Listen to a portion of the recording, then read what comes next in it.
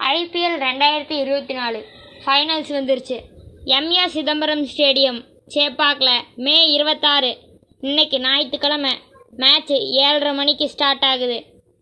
அந்த மேட்ச்சில் கேகேஆர் ஜெயிச்சா ஐபிஎல்லில் 3வது கப்பை ஜெயிப்பாங்க. அதே எஸ்ஆர்எச் ஜெயிச்சா ஐபிஎல்லில் 2வது கப்பு அடிப்பாங்க. அதே எஸ்ஆர்எச் 2009 ஐபிஎல் ஆரம்பித்த அடுத்த வருஷத்தில் டெக்கான் சார்ஜர்ஸாக ஒரு கப்பு, 2017 எஸ்ஆர்எச்சா ஒரு cup.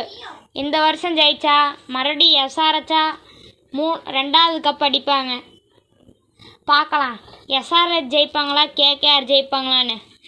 கேகேஆரோட captain Shreyas Iyer 2 different டீமில் இருந்தும் 2 டைம் ஃபைனல்ஸ் வந்திருக்கிறாங்க. கேகேஆரோட கேப்டன் ஸ்ரேயாஸ் ஐயர் ஜெயிப்பாரா? பேட்டிங்கில் அதிரடி பர்ஃபார்மன்ஸ் கொடுப்பாரா?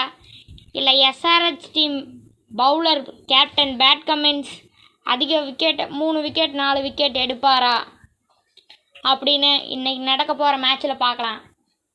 இன்றைக்கி கேகேஆர் ஜெயிக்கிறதுக்கு அதிக வாய்ப்பு இருக்குது. கேகேஆர் ஜெயிக்கணுன்னா முதல்ல டாஸ் ஜெயிச்சு சேசிங் பண்ணணும்.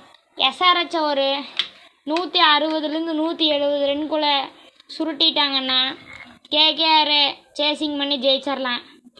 அதே எஸ்ஆர்எச் ஃபார்ம் ஆகி 210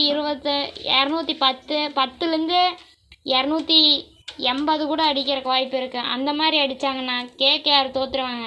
கேகேஆர் ஜெயிப்பாங்க. நன்றி, வணக்கம்.